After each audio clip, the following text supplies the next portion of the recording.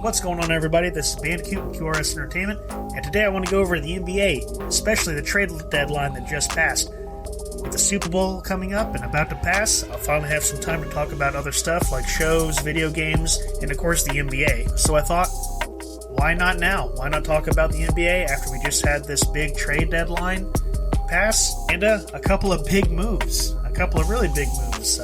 Obviously, the most notable one being Porzingis is now on the Wizards. As weird as that is, I mean, the Wizards only gave up Dinwiddie for him and Bertrands, which is, they've both been playing kind of bad this year, so, I mean, good on them for getting a legit star in this league, even though he's had his ups and downs and struggle with injuries and a lot of controversy with every team he's been on. He's always been a fit nightmare, but maybe they can fit him in with Beal, and they might have something here. Maybe this is what they both need.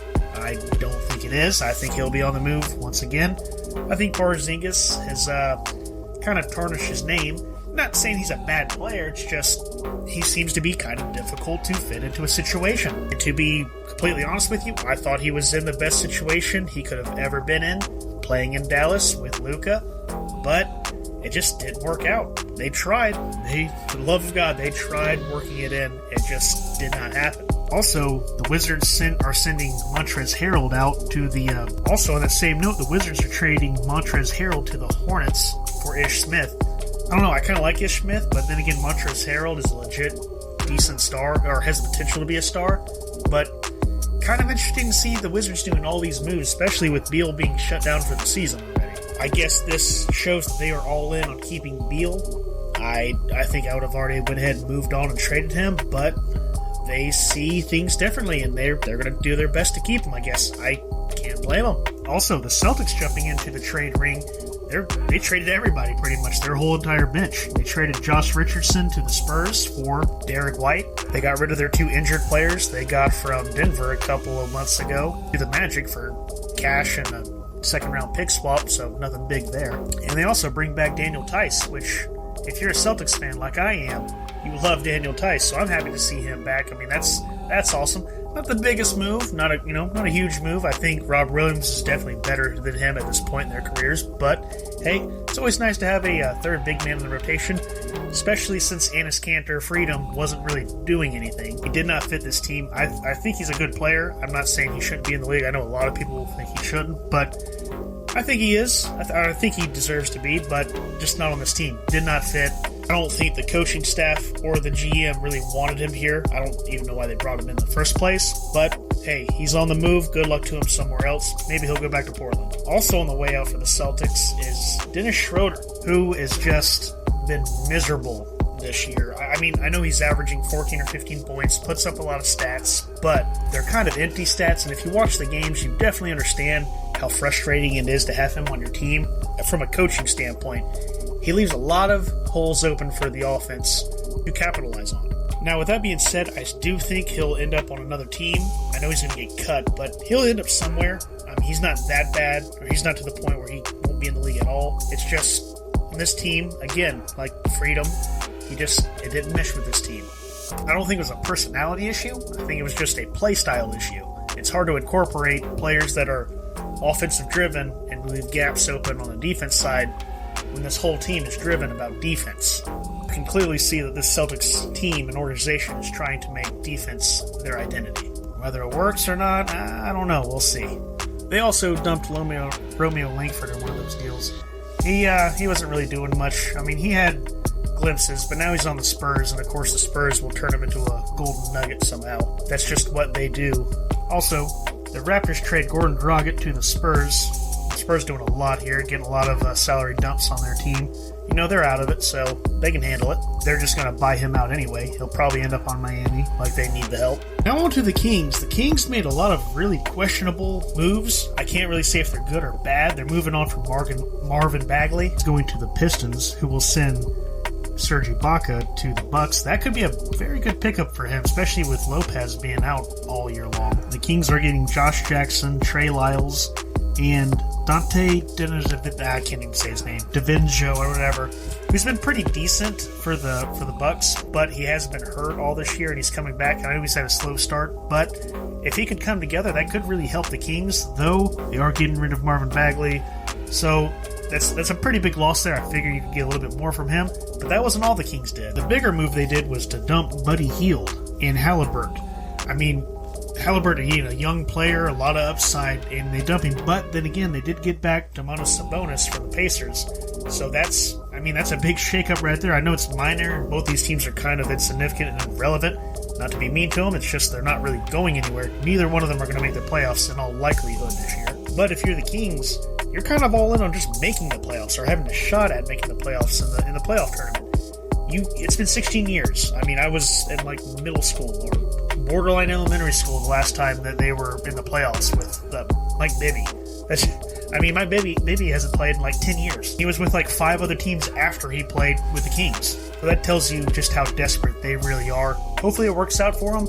I mean, I hate to see them being just, thrown out there in mediocrity year after year after year. Of course, a lot of it is on them. They have no direction. Hopefully that this will give them some type of stability to move forward with the direction. But let's move on to probably the worst showing at the deadline. You want to talk about someone with no direction?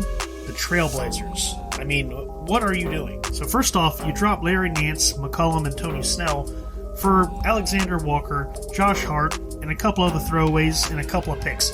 Okay, not horrible.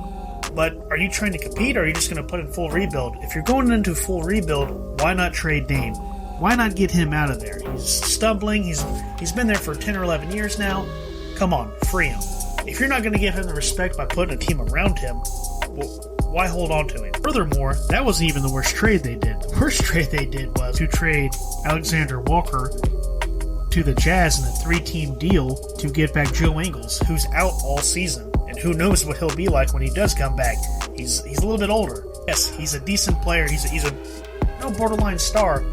But how much left does he have in the tank after this injury? This doesn't really clear you up your space anymore for your cap. And he's a free agent at the end of the year. So I don't understand the thought process of it. Maybe it's just me not understanding the Blazers and all their internal team stuff. More of a Celtics and Orlando guy. I follow them. I don't really follow the Blazers. I like Dame, though. I really like McCullough, too. I thought that was an awesome pairing. It's a shame they're not together anymore. But if I had to pick, the Blazers definitely had the worst showing at the trade deadline this year. There was a bunch of other little small deals going on, but let's be honest, there's only really one more trade to talk about of note, and that would be the Ben Simmons and James Harden deal.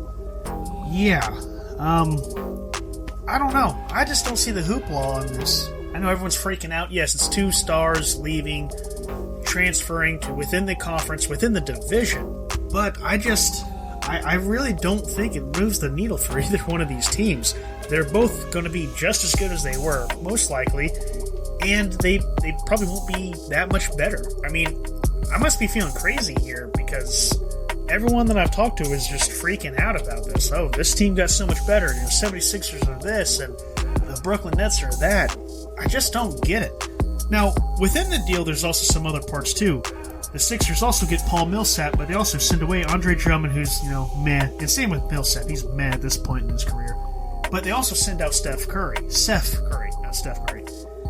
And that could hurt them in the future. I mean, he's a great, awesome rotational player and starter at times. Along with their first-round pick for this year and their first-round pick protected in 2027. But yeah, overall, it really just seemed to me that the Brooklyn Nets traded their emotional, troubled star for the 76ers' emotional, troubled star.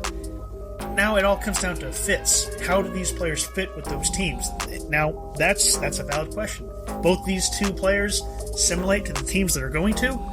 Hey, then I might be wrong and it might be something scary, but I don't know.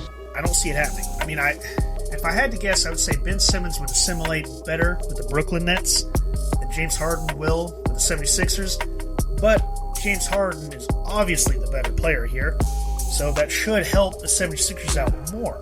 Let's break this down. When healthy, Brooklyn has KD, Kyrie, and now Ben Simmons, with Joe Harris and a couple other players like Blake Griffin that'll surround him out. Is that team going to be able to beat the 76ers, who will have Joel Embiid, James Harden, and Tobias Harris, with Paul Millsap and other players, around them? Which big three do you like better? For me right now, I would give a slight edge to the 76ers, only because you have a big man, you have a small forward, and you have a guard.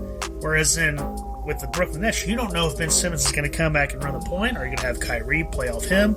How's that going to work? And how's KD going to play off of both of them two together? So it's very interesting to me, but I don't know. I just don't think it's as big as a deal as what most people are making it out to be. Exciting, yes.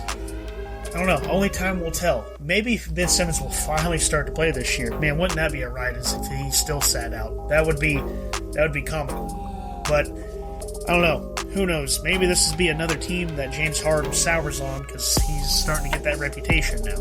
Regardless, let me know what you think. What are your predictions? How do you think all these players and all this movement will affect these teams? Obviously, it's still early in the year. Well, I wouldn't say early, but still have a lot of time to go. Hopefully, I'll do a lot more NBA videos going forward. But anyways, until next time, take it easy.